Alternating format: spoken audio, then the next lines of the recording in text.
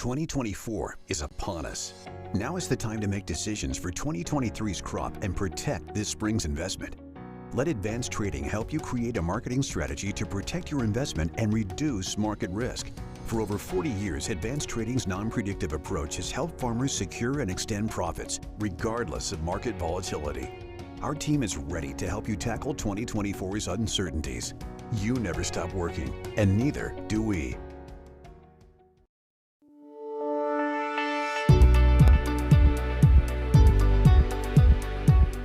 Afternoon, everyone. Thanks for joining in. I'm Nate Durako at Advanced Trading, joined by Michael Reginelli and Brian Basting as we discuss the kind of quiet USDA report today. Dive right into it. Brian, we saw some updates in the world and U.S. wheat numbers. Pretty in line with market expectations. Anything stand out to you from a global perspective or domestic? This is our last report, Nate, until the USDA gives us the first 24-25 numbers in May. That'll give us a lot to chew on. This report, we really have to dive pretty deep here, but we did see some changes in the foreign competition. Russian exports were increased another 1 million tons. Ukraine up 1.5 million.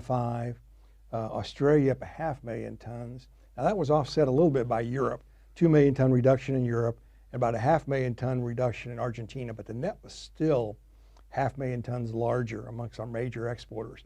Point being, we got a fierce export environment here, Nate, as we wrap up this crop year. We've known it all year. Nothing's changed. As we enter the 24-25 year, we're going to keep a close eye on some things going on around the world. But for now, we're the residual supplier. Okay, follow up there, and you kind of hit on it. We've struggled with our export picture this year. Had a little excitement in the SRW market that ended up getting canceled out, or a good chunk of it. So when you look at hard red wheat in general, some of the dynamics is we potentially shift from El Nino to neutral La Nina. Yep. Some of the dryness right now in the southern plains and Russia. Is there a scenario where we can see a bigger uptick in our new crop export picture that's a meaningful adjustment? Kind of what's that combo take, maybe hard red wheat specific? I think if you look at hard red wheat specifically, as you said, Nate, you got to zero in on Russia. What's going on there? They started out the winter in pretty good shape moisture-wise, but the last 30 to 45 days, it's dried out.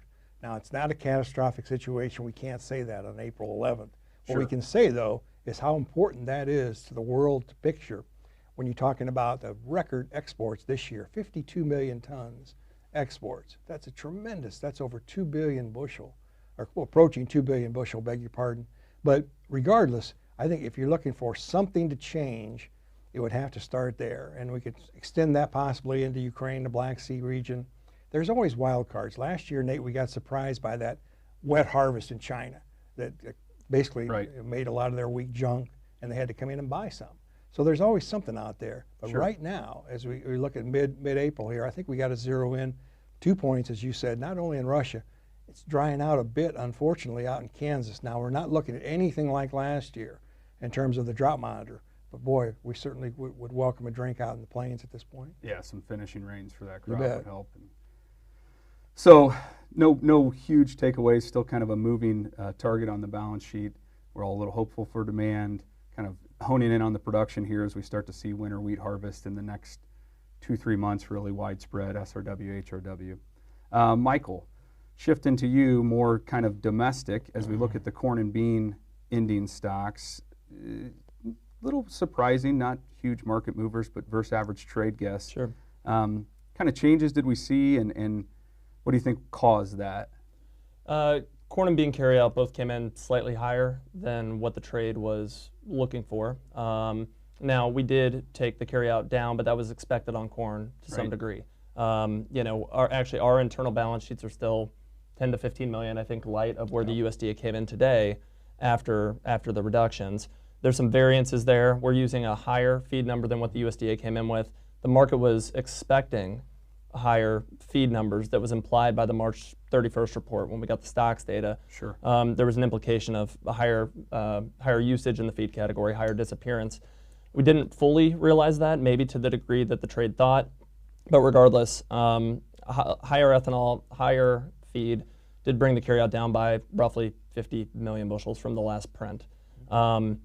Internally, we're higher on feed. We're lower than where the USDA was today on exports. We're lower than where the USDA was today on ethanol. If I had to place a bet, I would suggest that our feed number internally likely gravitates towards the USDA number, and the quicker than the exports would come up. I would think the USDA probably gravitates towards our export number, and internally we actually work our feed number down. If that was realized and that proves true, it builds the case for actually a larger carryout than what we saw today.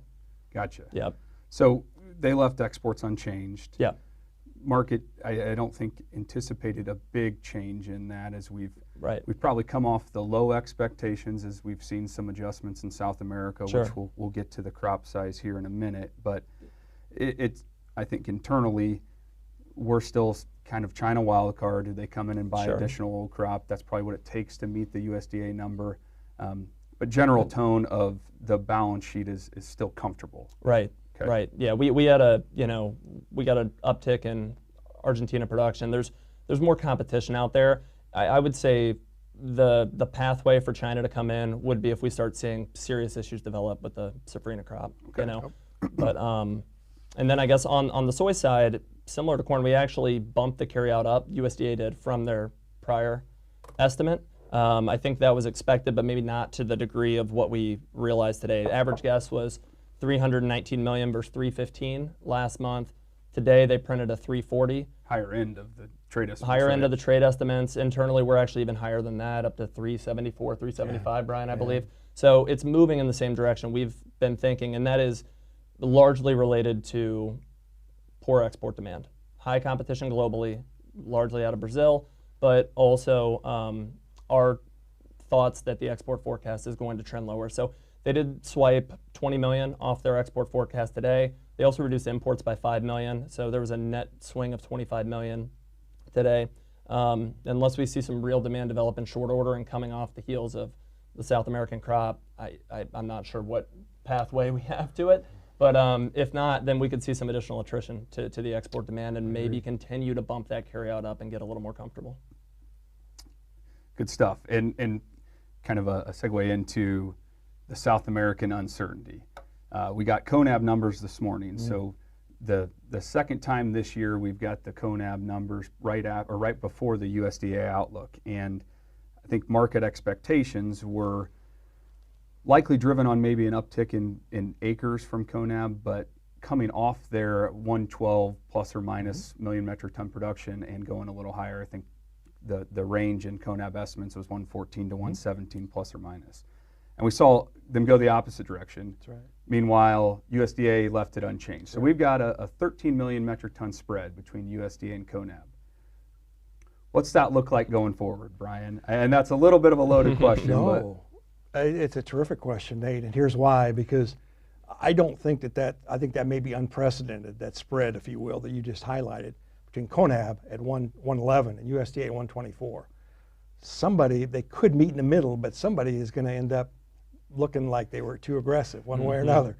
Yeah. Point being, from a market standpoint, though, that sets up some volatility potential.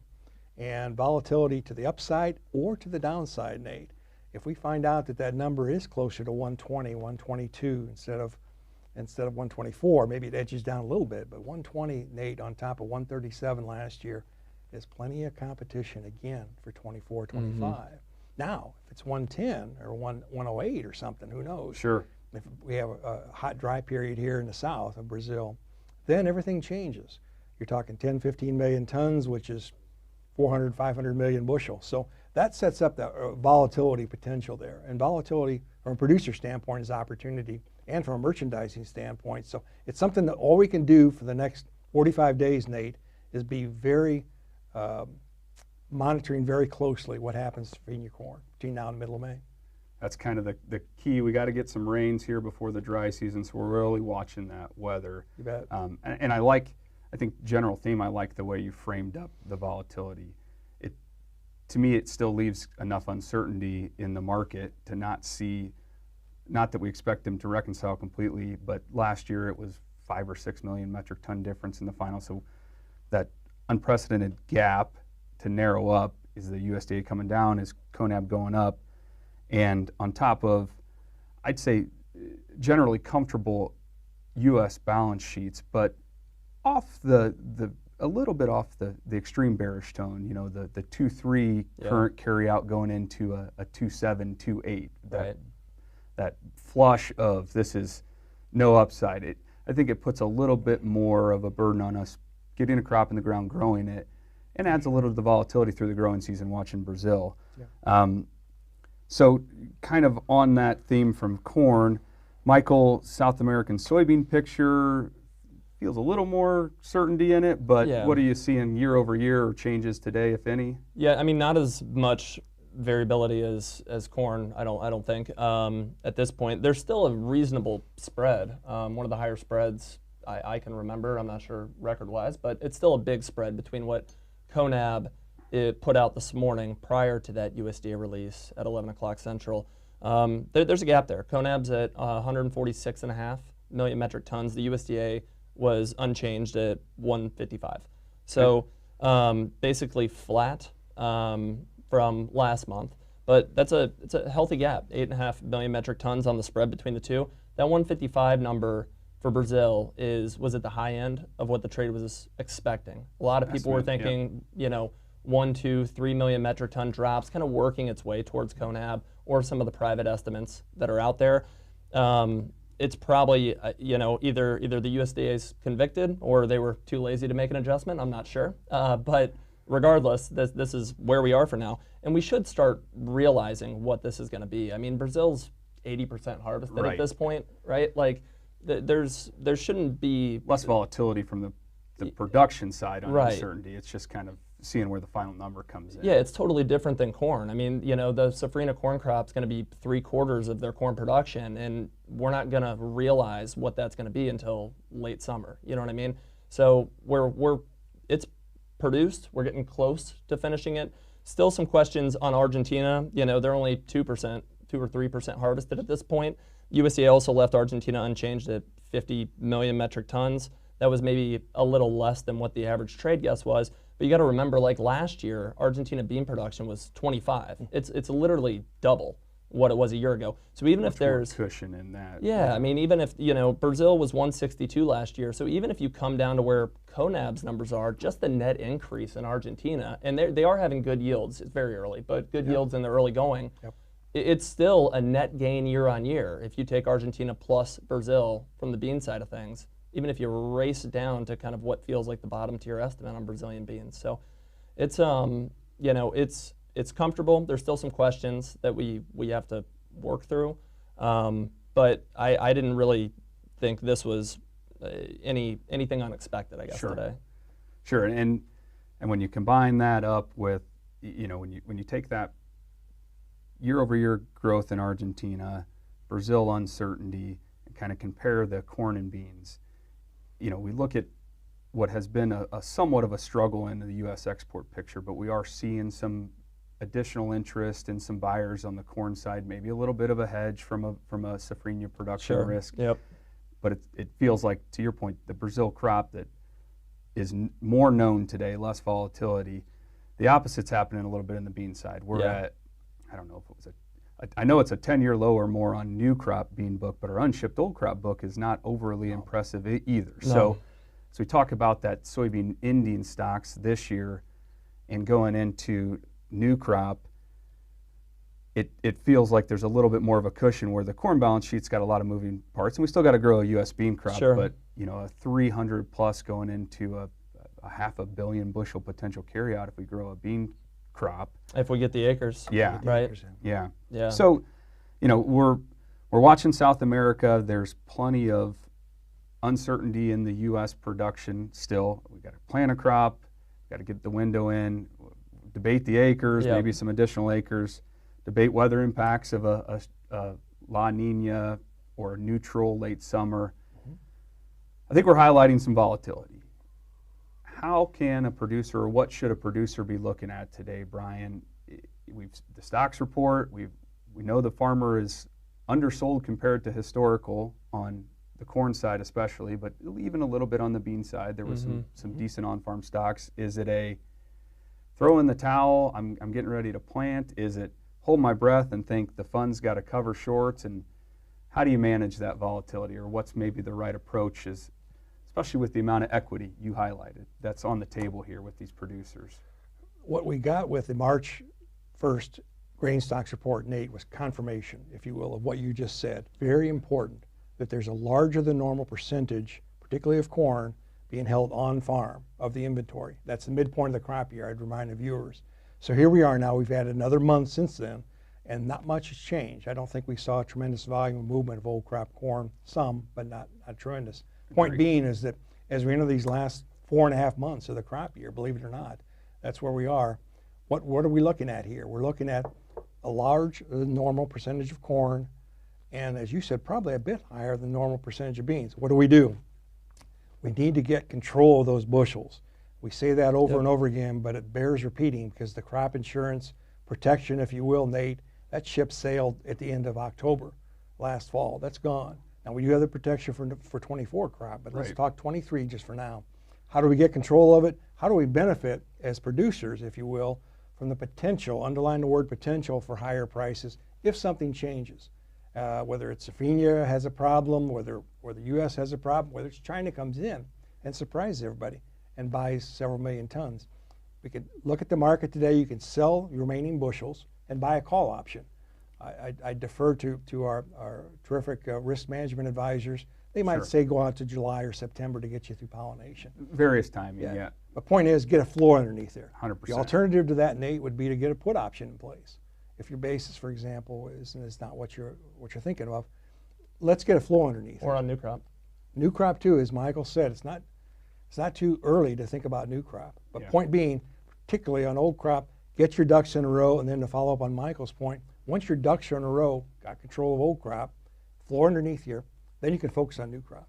But it's terribly difficult to focus on 150% of crop if you haven't sold much new crop. You got 50% of your old crop. Let's get our ducks in a row on old crop. Planters start rolling. Yeah, and let's give ourselves flexibility on the upside, but let's get that floor in play. Money costs isn't free. Interest rates are high, so those unsold bushels aren't participating if you haven't turned them into cash yet. To Brian's point, there are different ways and different tools you can use to manage it, but you almost have to take action in an environment like this, not just up front, but forward looking to new crop too. One thing I guess I'll mention here, not to draw this out, but I think I've heard it a few times recently, so I want to bring it up. There's a little bit of a misconception, I think, when it comes to how short the funds are and what actually can occur when there's a short covering rally. Because I've seen it in farm producer wires a few different times. Well, the funds are short, they have to cover, i.e. leading to the conclusion that will be a rally. Well, it could be. But the reality is, you just talked about how many bushels the farmer owns out there.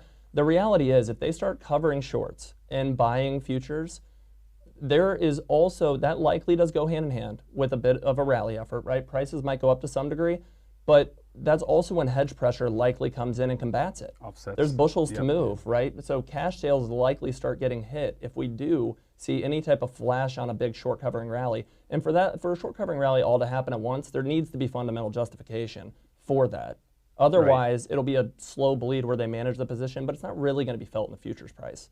It would take an event, something significant, changing in the fundamentals or geopolitically, to really drive a wave of short covering. But if that happens, the bushels are out there and need to get sold. That's going to be associated with short futures flow that's going to hold that rally in check to some degree. So it's something that I think people should be aware of. I think those are great points, and the combo kind of highlights the fact that there's still downside risk in this market. Definitely. There's plenty of volatility. I think there's some justification that, normal springtime volatility is usually a positive positive outcome from a pricing standpoint. But we have, it's been a long time since we've had a comfortable carry into a potential growing carry out for new crop, and what ignites those funds is a great comment. Yes, we traded sub $4 at one point this year, and it didn't last very long, so we're kind of back up off that, but we're well off the highs from the fall. So it still is downside risk, manage that, and as you're planting a new crop, a 24 crop, look for opportunities to market that, I think is kind of the takeaway. So one final thought on that, Nate, and both you and Michael did a terrific job highlighting this, is that it does take an event to get widespread short covering, something has to change. A panic type of short covering. Something must change, either in the supply or the demand fundamentals. And what may be a little bit of a dampening effect potentially this year is that last year, this corn crop was struggling. There's no doubt going into the end of June, and we were all kind of scratching our heads, boy, particularly here in the dry parts of the Midwest, what are we looking at here?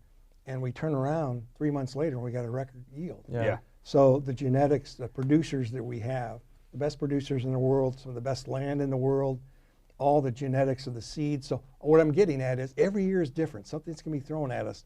But both of you made a terrific point. Is something really does fundamentally, if you're putting all your eggs in that fun short covering basket, you're risking too much. Right. You really need to get that control in place. Great point. And keep adding stuff, but one last comment to your point there. I saw it this morning. We just saw the drought monitor, and while there's some parts of the U.S. that are struggling, it made me look back, and I think last year at some point in June, I'm going to misquote it, but it was 70-some% of the U.S. production was in some stage of drought. Right. I mean, we were doing comparisons to 2012 in the Central Belt, and we ended up with a record yield. So good notes, good way to manage it. Appreciate the input on the report. Thank you for watching, everybody. Subscribe to the ATI YouTube channel, and we look forward to catching up with you on the next USDA report. Welcome to Advanced Trading. Join the community of thousands of subscribers for access to industry-leading risk advisors, insightful research, and engaging live streams. We are your go-to channel for the latest grain market and livestock analysis. Subscribe now.